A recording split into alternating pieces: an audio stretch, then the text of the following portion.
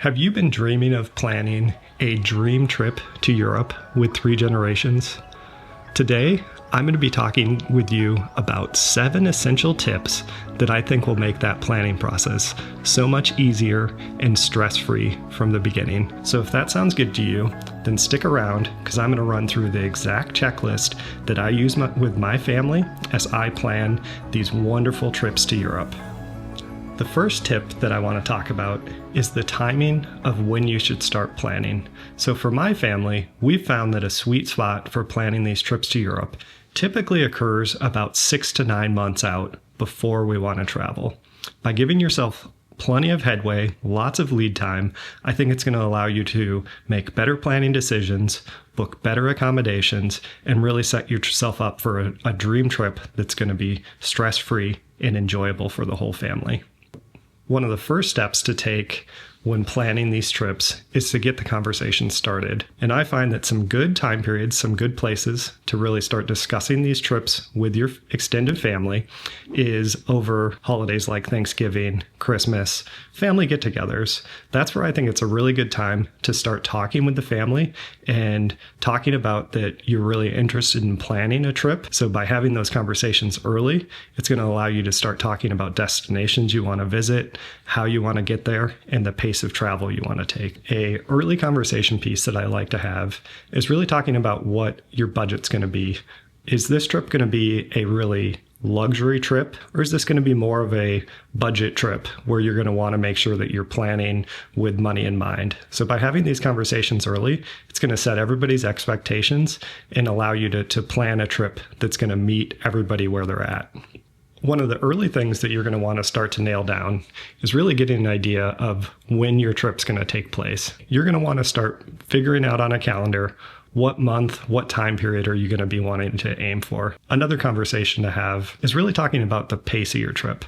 So are you looking at planning a trip where you visit multiple cities in Europe?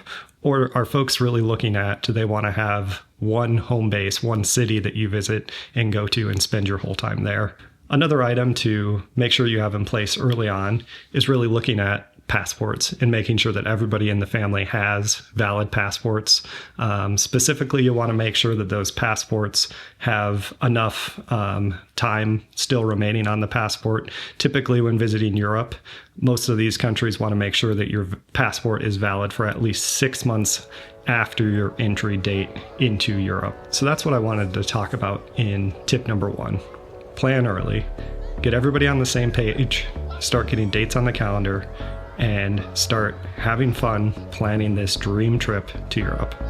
My second tip is really focused on picking the right city. So Europe has so many amazing places to visit. It can be overwhelming. It can be hard to determine where you want to go. I think you're going to be wanting to really focus on cities that have excellent forms of public transportation, so great buses, trains, subways, things like that. Some cities that you may want to look to avoid when planning a multi-generational trip are going to be cities that are difficult to get around in. So really hilly cities might be difficult for people who have less mobility, for young children. Identify what types of attractions you want to see, maybe what countries you want to visit, and then start to narrow in what cities are going to work best for your family.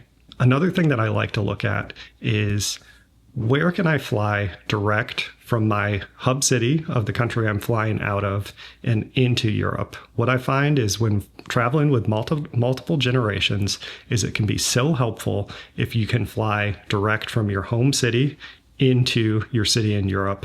If you're not able to fly direct, you will want to make sure that you plan plenty of time for layovers. 2+ hours is going to be key to make sure that you can make those connections.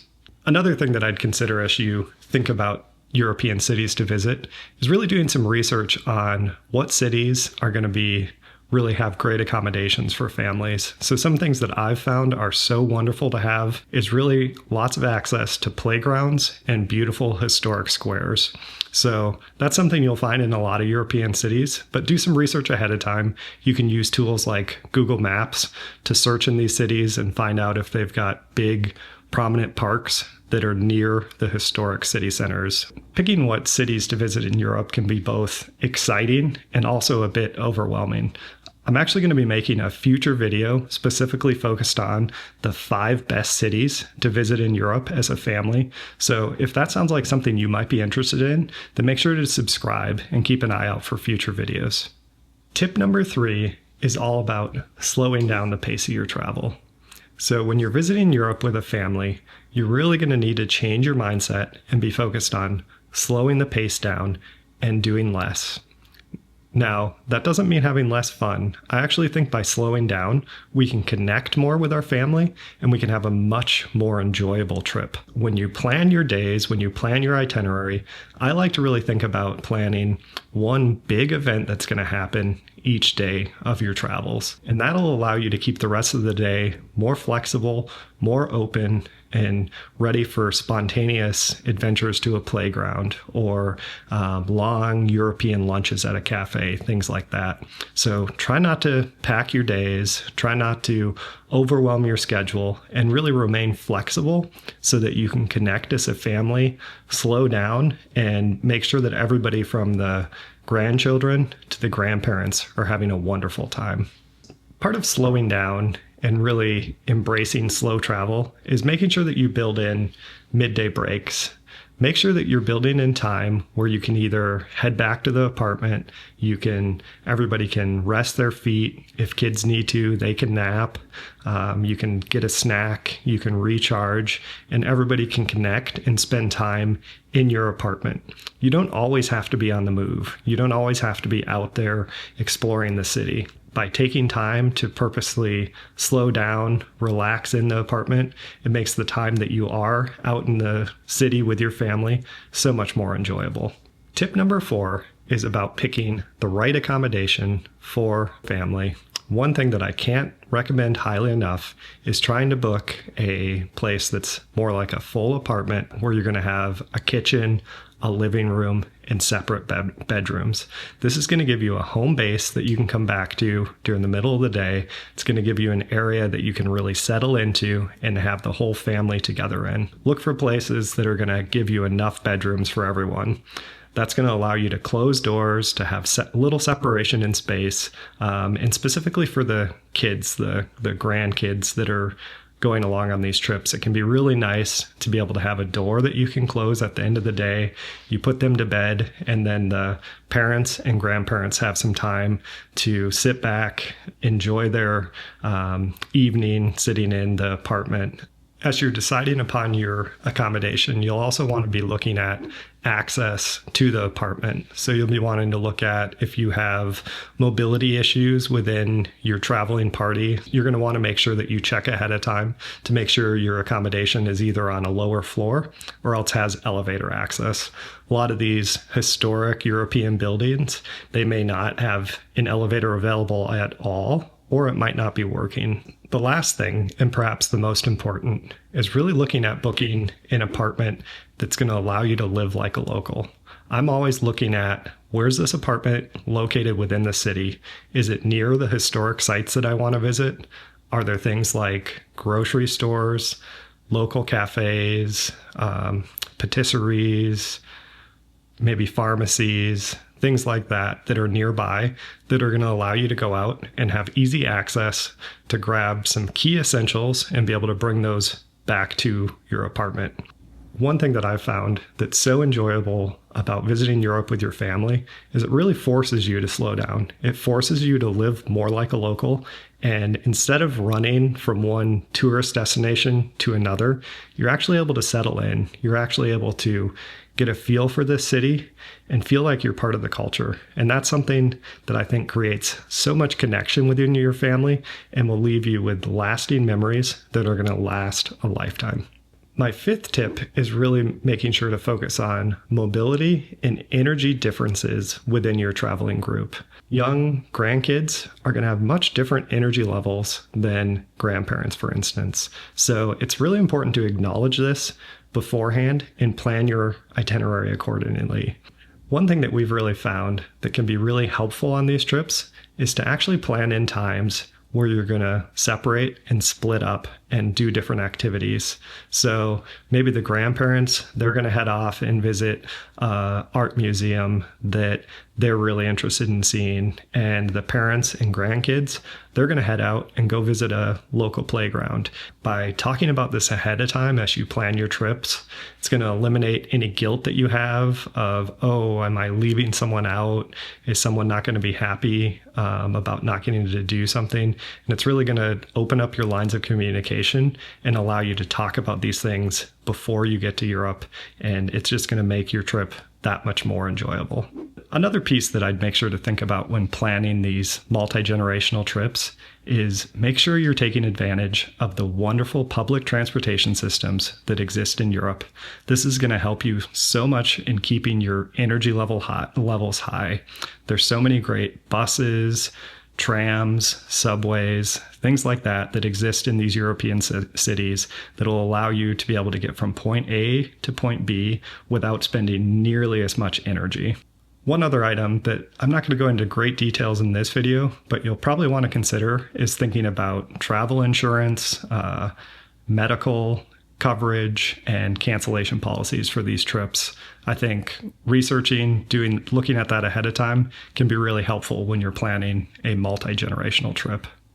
In tip number 6, I wanted to talk about the conversation around money. Who's going to pay for what? I think it's really good and important for a family to have these conversations up front before the trip, so that way when you're out there on the road visiting these beautiful cities, there's not confusion over who's going to pay the bill, who's going to pay for the tickets to get in the museum. Having these conversations up front is going to set you up to be able to have more connection when you're on the trip and allow everybody to know what to expect going into the planning process, going into the purchasing and paying and things like that. There's likely going to be some expenses that are going to be shared. You're going to want to plan ahead of time to either have some type of expense app or else a spreadsheet that you've set up where everybody can add the expenses they've paid for to the sheet so that you can really track that during your trip. That's something that I find to be really helpful to have set up beforehand so you're not scrambling afterwards to figure out who paid for what, how much money does each member of each household owe the other. Tip number 7 is to make sure that when you're planning these trips that you purposely build in downtime and flexibility. By putting in time that you're not actually going to be doing something, that's not empty time. That's going to be time that you can actually connect more with your family and have spontaneous things that come up on your travels that you can actually enjoy and not feel like you need to rush off to your next site. One thing you may want to consider is for every 3 days of travel, you may want to actually plan to have a down day where you have less going on that day. That day is pretty open to be able to just spend time in the city, to explore, to walk, to visit cafes, to visit playgrounds. It's going to give you time to rest and reset. And I think those days can be almost some of the most enjoyable days of the trip. I also really like to think about these family trips of making sure that you're going with the flow. Each morning, my family likes to have a time where we all kind of check in with each other, make sure that things are going how we hoped they would, and being willing to be flexible, being willing to change the schedule. So again, don't plan too much into each day. Don't create an itinerary that's unachievable. That's just going to lead to anxiety and stress. Less is more. Try to live like a local, try to slow down, and I think you're going to get so much more out of these trips with your family. Make sure that you're planning in time to connect as a family, to just have slow European lunches, to walk from one location to another. It's going to allow time for grandparents to have conversations with their grandkids. It's going to allow time for the parents to just watch as you see your kid, playing with the pigeons. You see the grandparents, being able to hang out and relax on a bench while they watch their family have this wonderful European vacation. There you have it. Those are my 7 tips for planning a multi-generational trip to Europe. I think if you're really focused on planning early, choosing the right city, and slowing down, you're going to find that you can plan just an absolutely wonderful trip. Here's what I really want you to remember. when you plan these trips, they're not really about visiting the Eiffel Tower or the Roman Colosseum. What they're really about is connecting with your family, sitting down in a European city at a beautiful cafe with your children, your parents or in-laws, and looking around and seeing the conversation you're having, seeing the connection that's being made as a family. That's what you're going to remember. That's what you're going to be looking back on and be so happy that you took the time and effort to plan these trips. So if you're thinking about planning a trip like this, then why don't you go ahead and subscribe to my channel, like this video. I'm going to be putting out a lot more content to really help you plan your next dream vacation to Europe. So thanks again for watching. I'm Ryan, and hope you have a wonderful rest of your day.